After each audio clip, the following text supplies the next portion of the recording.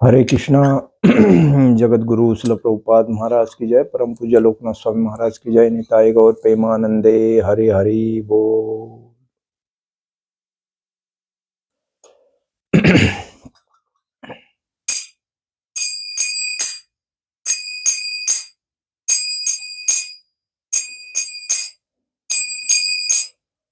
जय राधा माधव कुंज विहारी।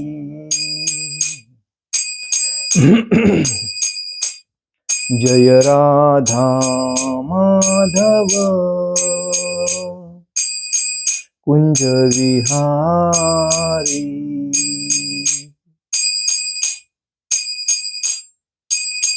गोपीजन वल्लभा गिरिवरधारी।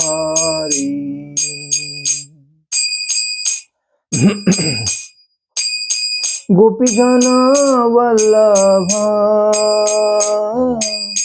गिरिवरधारी।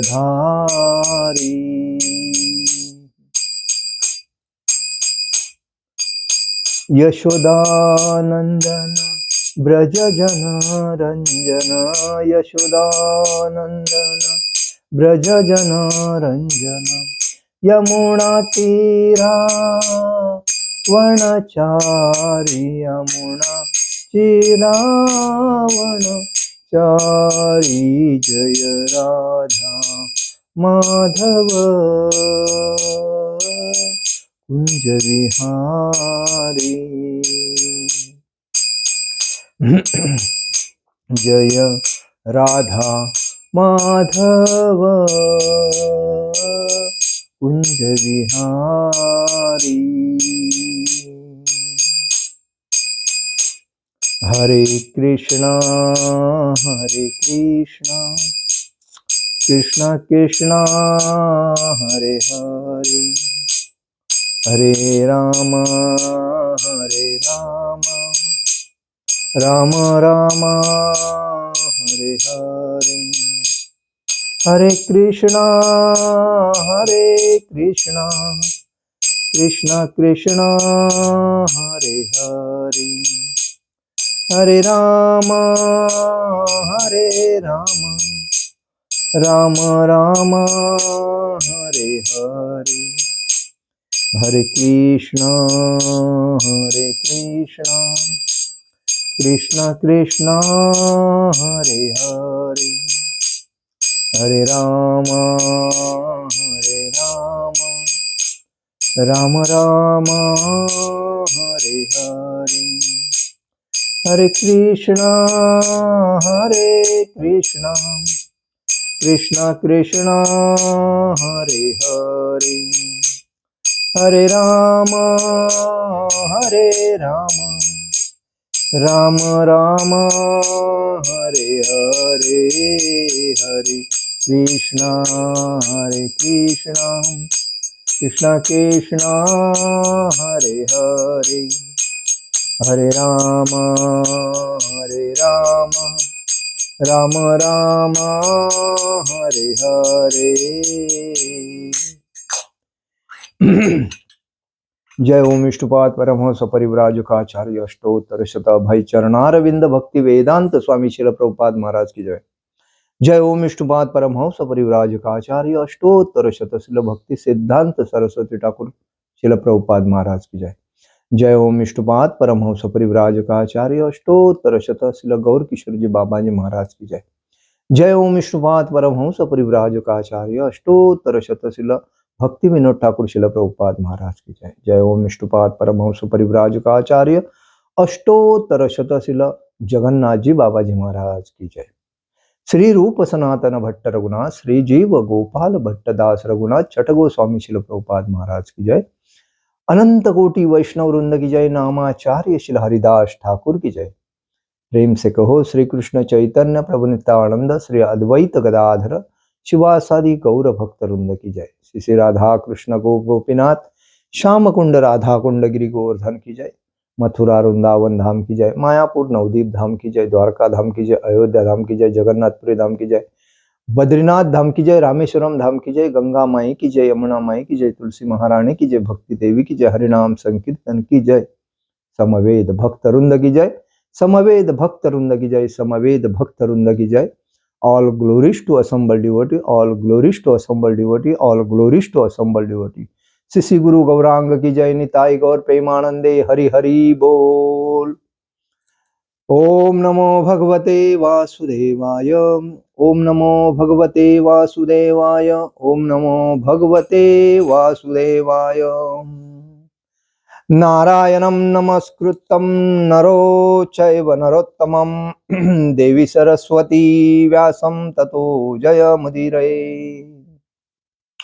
नष्टप्रायेषु भद्रेषु नित्यं भागवत सेवया, भगवत तत्त्वं श्लोके भक्ति भवति नष्टकी। आज हम लोग भगवत गीता के तीसरे अध्याय के 42वें श्लोक पे चर्चा करेंगे, 42।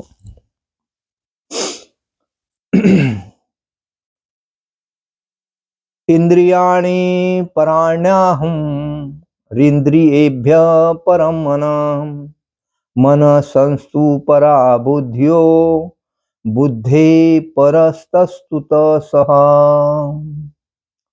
इंद्रियाणि पराण्याहुं रिन्द्रियेभ्यः परं मनः, मनः संस्तु परा बुद्ध्यो, बुद्धे परतस्तु सतः सः। इंद्रियाणि पराण्याहुं रिन्द्रियेभ्यः परं मनः, मनसस्तु परा बुद्ध्यो, बुद्धे परस्तस्तु सः।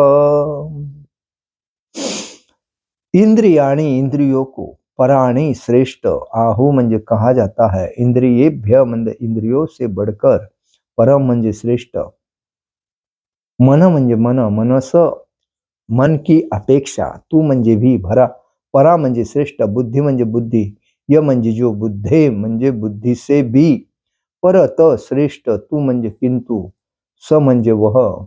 अनुवाद, कर्मेंद्रिया जड़ पदार्थ की अपेक्षा श्रेष्ठ है, मन इंद्रियों से बढ़कर है, बुद्धि मन से भी उच्च है, और आत्मा बुद्धि से भी बढ़कर है।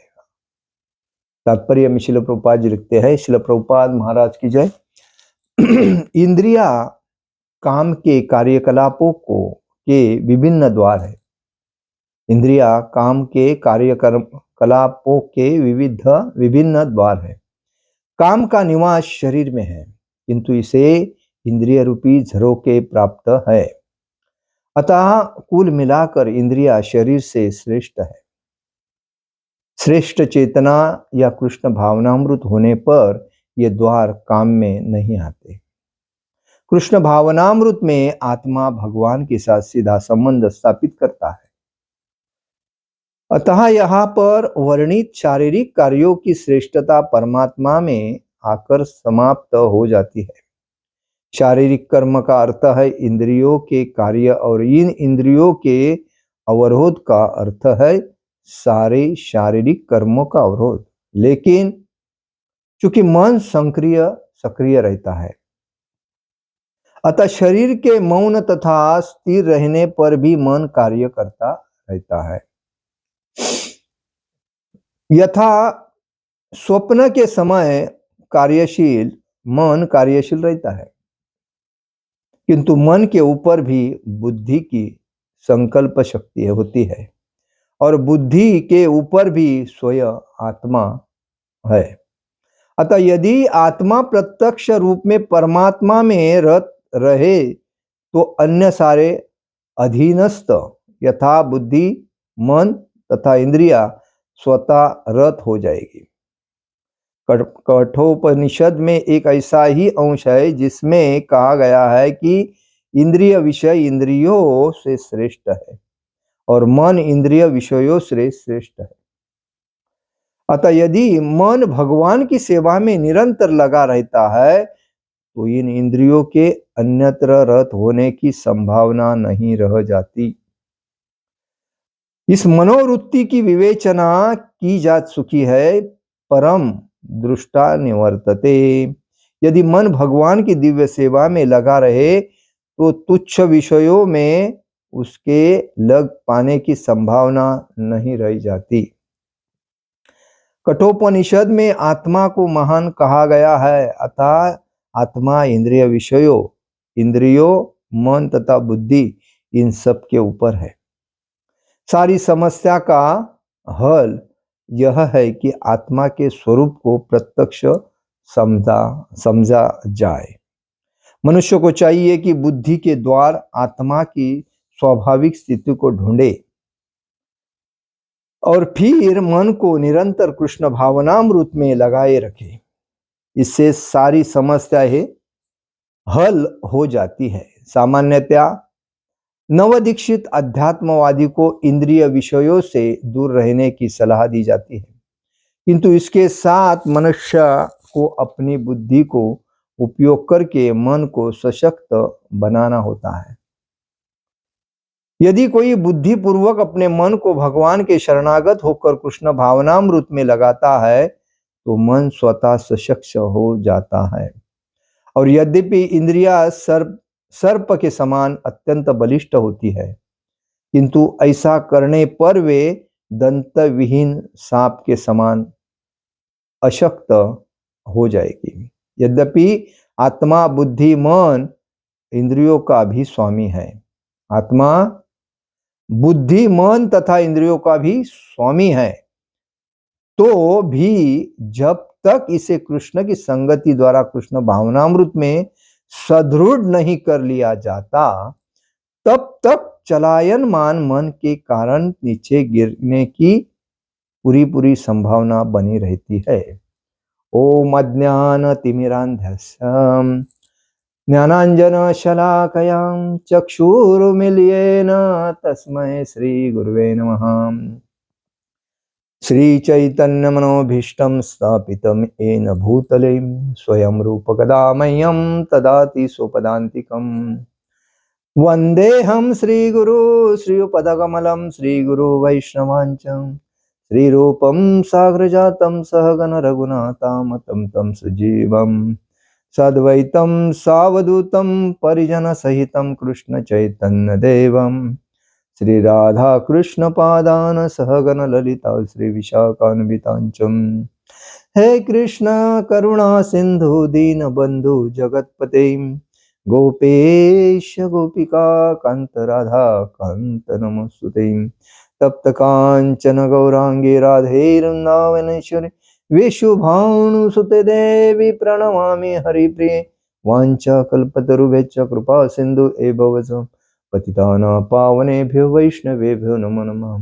नमो ब्राह्मण देवाय गो ब्राह्मण हिताय स जगद्हिताय कृष्णाय गोविंदाय नमो नमः। गुरुवे गौरचंद्राय राधिकाय तदालये कृष्णाय कृष्ण भक्ताय तद्भक्ताय नमो नमः। ओम पूर्णमदं पूर्णमिदं पूर्णात् पूर्णमुदच्यते पूर्णस्य पूर्णमादाय पूर्णमेवावशिष्यते। नमो विष्णुपादाय कृष्णप्रेष्ठाय भूतले श्रीमते भक्तिवेदांत स्वामिनिति नामिने। नमस्ते सारस्वती देवे गौरवाणी प्रचारिणे निर्विशेष शून्यवादी पाश्चात्य देश तारिणे। जय श्री कृष्ण चैतन्य प्रभु नित्यानंद श्री अद्वैत गदाधर शिवासादि गौर भक्तवृंद। हरे कृष्ण कृष्ण कृष्ण हरे हरे हरे राम राम राम हरे हरे। हरे कृष्ण कृष्ण कृष्ण हरे हरे हरे राम राम राम हरे हरे। आप सभी का आज के लेक्चर में हार्दिक स्वागत। हरे कृष्णा। आज का जो विषय है हमारे जीवन के लिए अत्यंत मौल्यवान विषय है, क्योंकि हमारी जो इंद्रियां है, हमारी इंद्रियां हमारे ताबे में नहीं रहती है और इसीलिए हम त्रस्त रहते हैं, टेंशन में रहते हैं, दुखी रहते हैं, हमेशा चिंताग्रस्त रहते हैं, क्योंकि मन ठीक से सहकार्य नहीं करता है, क्योंकि मन चंचल रहता है और चंचल मन की वजह से हम कोई भी चीज में सक्सेस नहीं होते हैं। कहने का मतलब उसको जवाबदार हम हैं, क्योंकि हमने मन को सही दिशा से नहीं चलाया। मन, इंद्रिया, ये जो है, इंद्रिया का स्वामी मन है और मन का स्वामी बुद्धि है और बुद्धि का स्वामी आत्मा है। तो जो इंद्रिया है हमारी एक्टिव होती ही रहती है। हम कोई भी चीज देखते हैं तो तुरंत हमारे मन को विचलितता होती है। अपने से कोई अगर आगे जाता है तो हमें देखा नहीं जाता है, मन बोलता है, इंद्रिया ही बोलती है कैसा यार, ठीक कैसा आगे गया, आग बोलते हैं। तो आंख मन को बोलता है, मन बोलता है अरे कल आया था, इतना मैं तो इतने सालों से इधर सेवा कर रहा हूं और मुझे कोई पूछ नहीं रहा है। ये आया और कितना देखो आगे चला गया, मैं जय किस्सा के वैसा ही हूं। हम तो सबकी से इज्जत करते हैं, हम सम्मान करते हैं सबका, लेकिन ये सम्मान भी नहीं करता है, हमारा को पूछना है। ये क्या है कि मन की अशांति है, क्योंकि आपने दुनिया नहीं देखी और इसीलिए इस वजह से आपको ये विचार आते हैं। जब दुनिया देखते हो, बहुत अनुभवी जो व्यक्ति होता है तो ऐसा चुपचाप नहीं बैठता है, वो अपने अंदर की जो एक्टिविटी है ओपन करके सामने वाले को बताता है। तो सामने वाला उसके चेहरे पे देख के पहचानता है ये स्लो चलने वाला है, ये मध्यम चलने वाला है या स्पीड में चलने वाला है, ये अनुभवी है या ज्ञान है कि बिन काम का है। ये उसी के चेहरे पे ही लिखा रहता है। तो जैसा व्यक्ति तेज रहता है, अनुभवी रहता है, वो सामने उसके व्यवहार से मालूम पड़ता है, स्वभाव से मालूम पड़ता है। तो उस व्यक्ति को, जो अनुभवी व्यक्ति उस क्षेत्र में रहते हैं, जैसा कि मंदिर में, जैसा कि सोसाइटी में, जैसा कि राजकारण में, जैसा कि अनेक अनेक क्षेत्रों में, साइंटिफिक कोई भी चीज में, तो उस व्यक्ति को आगे लेते हैं, उस व्यक्ति को आगे लेके उसको सहकार्य करते हैं, क्योंकि ये आगे जाने वाला चीज है। जैसा कि बहुत से हमने देखे, जैसा कि श्रील प्रभुपाद जी हमारे जब भक्ति सिद्धांत सरस्वती ठाकुर महाराज जी को मिलने गए अपने मित्र के साथ, एक मित्र ने कहा, अरे अभय, हम लोग जाएंगे, एक महाराज आए हैं, आप तो डेली टेंशन में रहते ही हो, तो उस महाराज को जाके दर्शन करके आशीर्वाद लेके आएंगे, वैसा तो अपना जीवन चलता ही है। तो बोला ठीक है, अभी क्या है, ये बहुत लोड आया है, कर्जा इतना बढ़ गया है और बिजनेस नहीं चल रहा है, क्या करूं समझ में नहीं आ रहा है। तो अपने मित्र को भगवान ने उनके बुद्धि दी कि इसको लेके आपके साथ जाओ। तो वही बात है, तो उनके साथ श्रील प्रभुपाद जी महाराज को मिलने गए। भक्ति सिद्धांत महाराज जी को मिलते ही उनको नमस्कार किया। नमस्कार करते ही सभी लोग बैठे थे, इतने मतलब एक दो आदमी नहीं बैठे थे, कम से कम 100-150 लोग बैठे थे उधर। और इतने लोगों में देखने के बाद भक्ति सिद्धांत सरस्वती ठाकुर जी महाराज ने कहा, अरे आप तो टैलेंटेड है, आप तो ज्ञानी हो, आप तो सुशिक्षित हो, आप अनुभवी हो, आप भक्ति का प्रचार क्यों नहीं करते हो? प्रभुपाद जी स्तब्ध हो गए। प्रभुपाद जी बोलने लगे, अरे मैं आया हूं खाली दर्शन लेने के लिए इनका, इन्होंने मुझे कभी देखा नहीं, पहचाना नहीं, ना हमारी मुलाकात हुई, मुझे देखते ही इन्होंने मेरे को ऐसा बात किया। प्रभुपाद जी के माइंड में क्लिक हो गया, इसका मतलब मेरे अंदर में कुछ है, तो मुझे जागरूक होना चाहिए। तो उसके बाद सब लोग जाने के बाद श्रील प्रभुपाद जी जाके वापिस दंडवत प्रणाम करके भक्ति सिद्धांत सरस्वती ठाकुर जी को एक साइड में मिले पर्सनली। तभी उन्होंने कहा, देखो ये संसार में सभी चीज व्यर्थ है, कोई चीज परमानेंट है नहीं, सब माया है। और इस माया में कितना भी धन, कितना भी पैसा, कितनी भी मौज, कितना भी एंजॉय अगर करोगे तो भी वो वेस्ट ही है। आपके साथ आपका जो ये शरीर है पंच तत्व से बना, ये इधर ही मट्टी में मिल जाएगा, क्योंकि वो बना ही है उसके। कितने कैसा बनाया? अग्नि, जल, वायु, आकाश, धरती, बराबर, हवा, इस 5 तत्वों से जो ये शरीर बना है, तो ये शरीर यही विलीन हो जाएगा आपके साथ। आपका कर्तृत्व, जो भगवान की जो भक्ति अगर आप करते हो तो आपकी भक्ति जाएगी।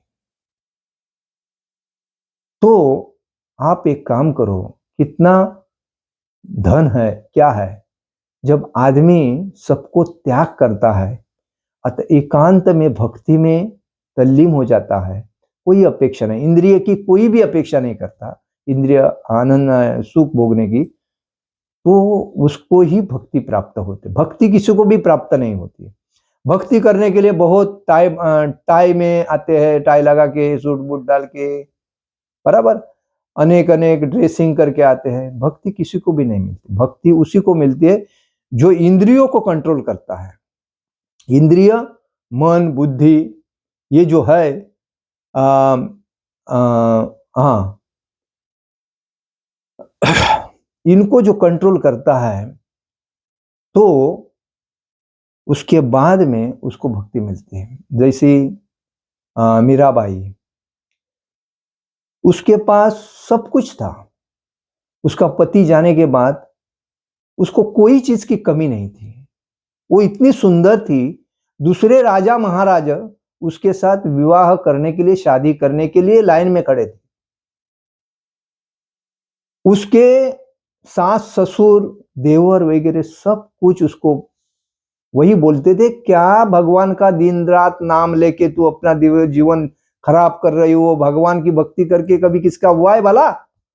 छोड़ दे उसको, अपने व्यावहारिक जीवन में ध्यान रखना। उसने क्या किया? उसने इनके टेंशन में आके पूरा घरदार छोड़ी, एक साधु को मिली। साधु ने कहा, साधु को कहा मेरा गिरिधर कहाँ मिलेगा मुझे? तो कहा तेरा गिरिधर तेरे उसी के स्थान में मिलेगा जहां तू जाओगी। तो बोले कहाँ जाऊं? तो बोला वृंदावन में जहां गिरिधर उधर ही है, कृष्णा तेरा उधर ही है।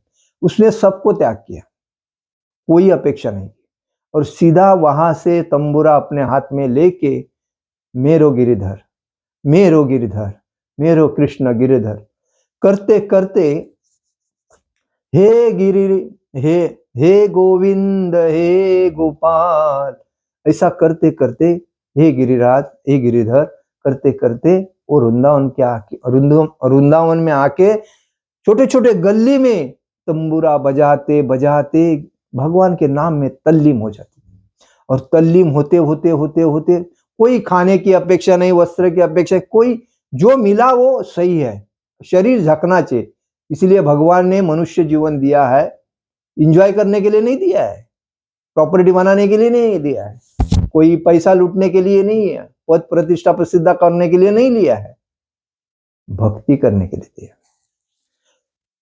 भक्ति करने के लिए उस व्यक्ति को क्या चाहिए? अन्न, जीवन जीने के लिए, पेट भरने के लिए जितना मिलता है उतना अन्न, वस्त्र, शरीर झांकने के लिए मिलता है वस्त्र, और निवारा, जो है धूप से बचना चाहिए, बारिश से, हवा से रहने के लिए एक निवारा। इसीलिए साधु संत कहा एक झोपड़ी कुटिया बनाते हैं, उसके अंदर एक चूल्हा लगाते हैं, रोटी बनाते हैं, पानी में भिगा के, या कुछ मिला तो किसी ने माधुकरी करके, माधुकरी का मतलब है दिन में 5 घर पे जाके कुछ मांगना, वो अगर देते हैं तो ठीक है, नहीं देते हैं तो जो पानी में मिला के उसको खाना, लेकिन भगवान के भक्ति से थोड़ा भी दूर नहीं जाना, भगवान के भक्ति में दृढ़ रहना। ये करते करते उनको भक्ति प्राप्त होती है। ये जो बड़े बड़े जो कार लेके घूमते हैं, पैसा वगैरह देते हैं, और अमीर श्रीमंती में झगझगाट में भगवान के प्रसंग वगैरह, वो खाली शोबाजी है, वो उनको भक्ति नहीं मिलती है कभी। भक्ति अमीर के पास कभी जाती ही नहीं। वृंदावन में राधा कृष्ण लीलाएं करते थे, तभी वैकुंठ से लक्ष्मी बोलती है विष्णु भगवान को, आपने तो कृष्ण का रूप लेके वृंदावन में तो रासलीला कर रहे हो राधा के साथ, और मैं इधर अकेले क्या करूं, मैं भी आपके रासलीला में आऊंगी, उसमें भाग लूंगी। तो राधा रानी तो सिंपल थी, उसको ऐश्वर्य से कोई लेन देन नहीं था, उसको भक्ति से लेन देन था। तो उसने कहा कोई भी व्यक्ति आता है तो गोपी का वेश होना, गोपियां गरीब थी, वो कभी गोपियों ने अपने पुत्र को नहीं देखा, पति को नहीं देखा, माता पिता की कभी ख्याल नहीं किया, खाली मेरो कृष्ण मेरो कृष्ण, कान्हा के नाम से ही वो ज्यादा उनको प्रसन्न करते थे। राधा रानी को ज्यादा कृष्ण ये नाम नहीं अच्छा लगता था, गोपियों को कृष्ण ये नाम अच्छा नहीं लगता, कान्हा मेरा कान्हा, नंद का कान्हा, नंद का, तो कान्हा ही बोलते थे उसको। तो वो हिसाब से वो गरीब थी लेकिन स्वाभिमानी थी, एकनिष्ठ थी, पारदर्शक थी, कभी भी भगवान के व्यतिरिक्त उन्होंने कुछ मन में लाया ही नहीं। उनकी भक्ति ऐसी थी, अन्याभिलाषिता सुन्न ध्यान कर्मान अनौर, कोई भी चीज की इच्छा नहीं, कोई भी प्रसिद्ध प्रतिष्ठा पद या कोई भगवान से कुछ मुझे मिलना चाहिए, मैं अगर उसकी भक्ति करूंगा तो मुझे कुछ भगवान देगा, कोई अन्याभिलाषिता कोई नहीं। ज्ञान कर्मान अनारसुर, मतलब ज्ञानी बन के भक्ति में, शुद्ध भक्ति में तरबेज होना, कोई अपेक्षा नहीं, निष्काम भक्ति। मतलब अभी आज भक्ति में भी जो लोग आते हैं तो पैसे की लालच करते हैं। उस दिन मेरे पास आया था एक व्यक्ति, बोलता है मेरे को सेवा करनी है भगवान के मंदिर में, भगवान के मंदिर में सेवा करेंगे तो जीवन सफल होएगा, लेकिन महीने में कितना मिलेगा। महिला, ये देखो, जब आप कोई अपेक्षा करते हैं शुद्ध मन से करने की, और उसके पीछे आपका अगर कोई आस रहती है, बराबर, अभी आपने मेरे को क्या बोला, मुझे भक्ति करनी है और भगवान की सेवा करनी है, तो आपने मुझे बाद में क्या बोला, महीने में कितना मिलेगा। तो ये तुम्हारी जो लालच है ना, भक्ति को फिनिश कर दी, इससे आपको भक्ति नहीं प्राप्ति होगी। आप भगवान के साथ बिजनेस कर रहे हो, तो बिजनेस का मतलब है कि भगवान बिजनेस वाले को बिजनेस में सक्सेस करता है, लेकिन उनके साथ नहीं कभी रहता है, ना उनको सपोर्ट करता है।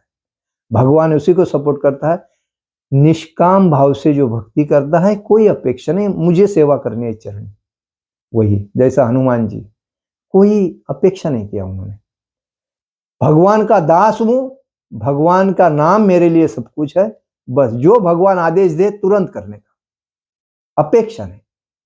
लक्ष्मण को बाण लगा, तुरंत जाके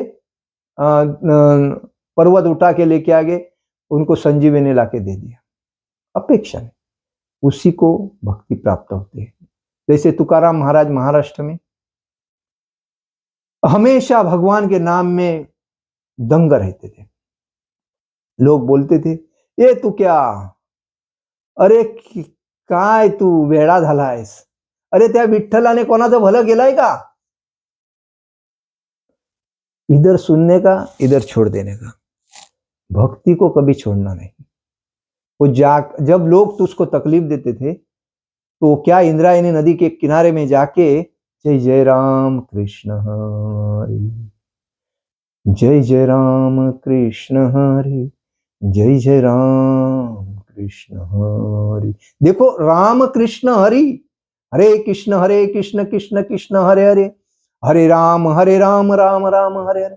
जब हम लोग ये मंत्र जब बोलते, अंदर की इंद्रिया जो सब एक्टिव होके सुनती है, जय जय राम कृष्ण हरि।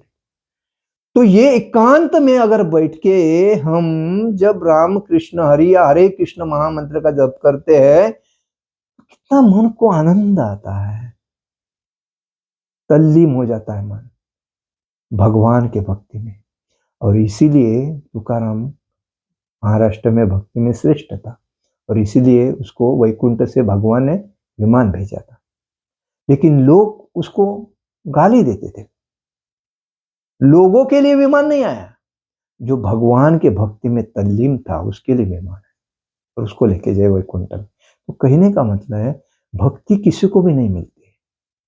जो इंद्रिय तृप्ति के लिए जो आज तड़प रहे हैं, मुझे पद चाहिए, मुझे प्रतिष्ठा चाहिए, मुझे पैसा चाहिए, मुझे बैंक बैलेंस, मुझे प्रॉपर्टी चाहिए, मुझे सुंदर पत्नी चाहिए, थोड़ी थोड़ी कार चाहिए, अलग अलग टाइप की, नया नया फैशन की, अलग अलग मोबाइल चाहिए, अलग अलग जगह पे घूमने को जाना चाहिए, अलग पैसा बैंक में बैलेंस होना चाहिए, जो दिल में आएगा तुरंत खरीदना चाहिए। ऐसा जीवन रहेगा तो जीवन में जीने में मजा आएगा।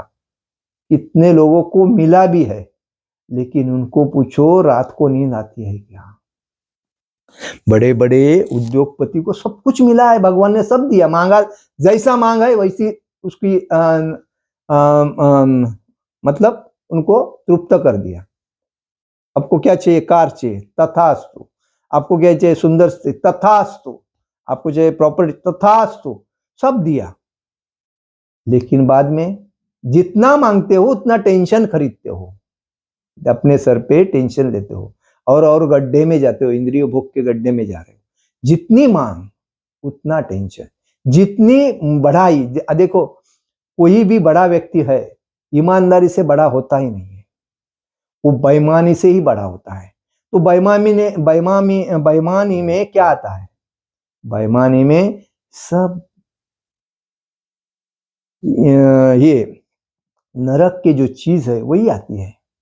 चोरी करना, चीटिंग करना, गलत लोगों को तरीका बताना, अपना स्वार्थ बनाना, अपने पीछे वाले जो बच्चे है, बीबी है, हित चिंतक, उनके लिए कुछ प्रॉपर्टी बनाना।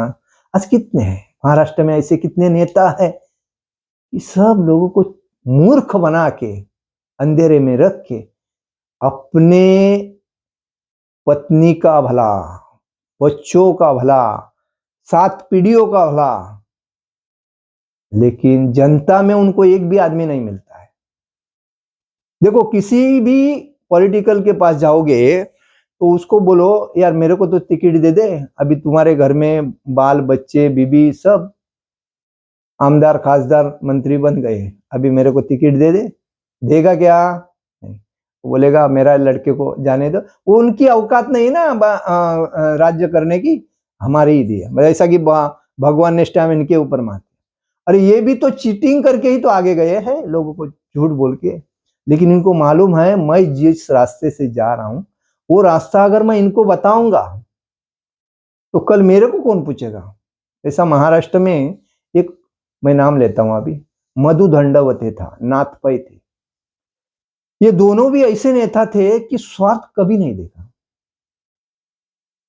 उन्होंने ईमानदारी से राजकीय किया, राजकारण किया उधर, लेकिन लोगों के लिए कांग्रेस ने अलग अलग चीजें की, लेकिन एक जनता के भले के लिए मधु दंडवते ने, उनकी इच्छा थी, नाथ पै ने उनको कहा था कि ये जनता 16, 18, 20 घंटे से मुंबई से कोकण में आती जाती रहती है इधर, तो इसके लिए कोकण रेलवे बननी जरूरी है।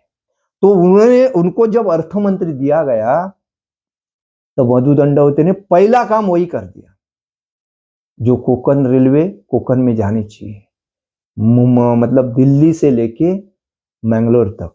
तो उन्होंने वो काम पूरी फाइल बना के रख दी, लेकिन उन्होंने कभी खुद के परिवार का नहीं। आजकल सब अपने, वैसा तो गुंडा तो है ही है लोग, कोई राजकीय ऐसा नहीं है कि गुंडा नहीं है, सब महाचोर है।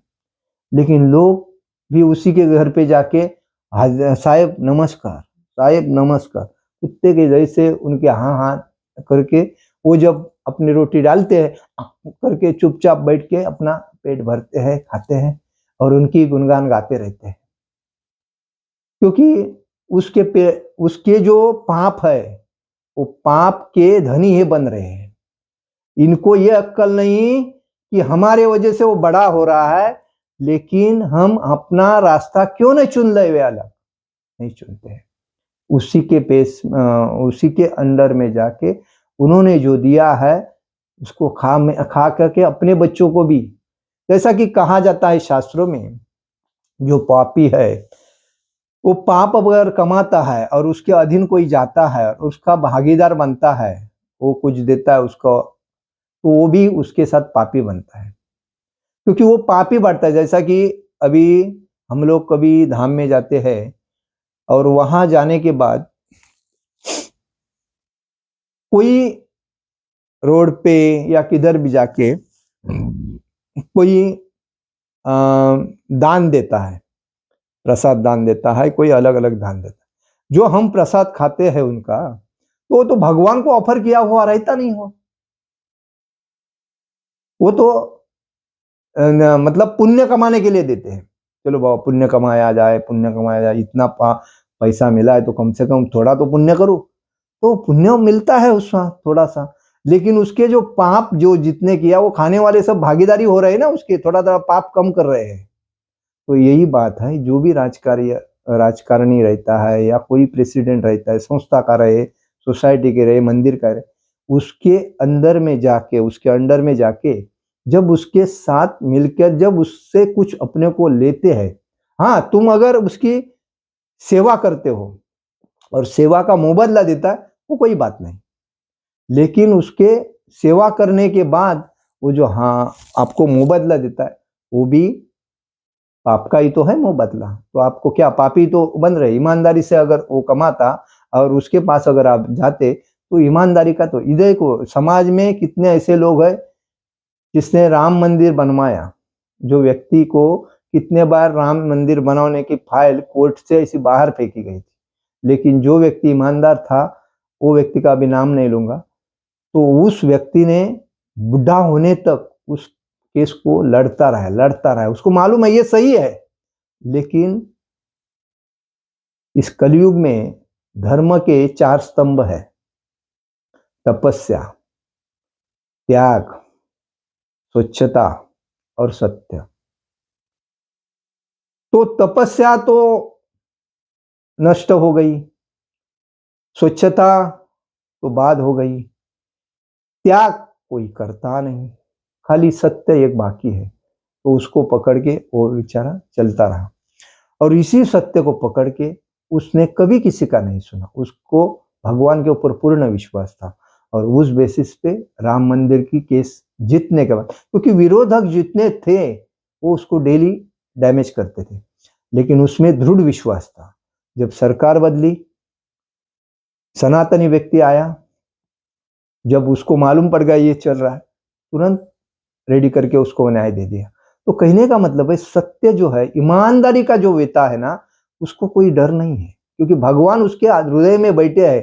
जैसा बोलते हैं ना, पदार्थ, इंद्रिया, मन, बुद्धि और आत्मा, तो वैसा ही आत्मा को मालूम पड़ता है ये ईमानदार है, लेकिन क्या करेगा, चंचल मन के वजह से उसका प्रॉब्लम है, तो भगवान उसको सपोर्ट करते। तो कहने का मतलब है इसमें बताइए, तो हम लोग कहाँ से कहाँ गए, ये जो कर्मेंद्रिया है, ये जो मन, बुद्धि वगैरह जो है, ये हमेशा इसी वजह से अलग रास्ता पकड़ती है, और आत्मा को, जो आत्मा सबसे श्रेष्ठ है, तो उसके ऊपर मतलब लोड करके रखते हैं, जब आप मतलब गंदगी का, गंदे विचारों का, तो इस वजह से मन को कोई स्थान नहीं मिलता। आज लोग जो हर जगह के फंस रहे, कोई रेप में, कोई बलात्कार में, कोई चोरी में, कोई चिटिंग में, कोई अलग अलग जगह पे फंस रहे, क्यों फंस रहे, क्योंकि उनका गंदा मन पूर्ण बुद्धि को भ्रष्ट कर दिया है, और इस वजह से उनके दिमाग में दूसरा कोई सोचता ही नहीं गलत के सिवाय, क्योंकि उन्होंने संगति गलती की है, तो उनके साथ जो उनको कुछ अनुभव मिलेगा वो गलत का ही मिलेगा। चोरों के संगति में अगर जाओगे तो आपको कौन सा ईमानदार आदमी का सपोर्ट मिलेगा, चोरी का ही सपोर्ट मिलेगा। कैसा डकैती करना है, कैसा प्लान करना है, कैसा लोगों को लूटना है, ईमानदारी के साथ जाओगे तो आपको चोरी का बात ही नहीं आएगा। उसके पास तो ईमानदारी के फॉर्मूले मिलेंगे। उसकी भगवान की भक्ति कैसी करना है, भगवान के मंदिर में कैसे किस वेश में जाना है, क्या करना है भक्ति करने के लिए। हम अगर धाम में जाते तो हमें कैसा कैसा लोगों से मिलना है, ये जो। लेकिन गलत व्यक्ति की संगति से गलत रास्ता मिलता है। ईमानदार और भक्त के संगति से भक्ति का मार्ग मिलता है, और ईमानदार व्यक्ति के साथ जाओगे तो ईमानदारी का मार्ग मिलता है। तो इसीलिए जो हमारे मन के ऊपर जो गंदगी बनी है, बुद्धि जो हमारी भ्रष्ट हो गई है, तो उसको अगर सुपीक करना है, स्वच्छ करना है, एक ताजी तमन बनाने हैं, तो हमें हरि का नाम ही इस कलयुग में मुख्य बात है। पहले जमाने में यज्ञ करते थे, बराबर है, तपस्या करते थे, लेकिन कलयुग में एक ही चैतन्य महाप्रभु ने 550 साल पहले कहा है, हरेर नाम केवलम कलो नास्ते वनास्ते वही तरंजिका। खाली हरि का नाम ही आपको तार सकता है, बाकी कोई आपको इस कलयुग में तार नहीं सकता है। आपको यज्ञ करने की जरूरत नहीं, तपस्या करने की जरूरत है।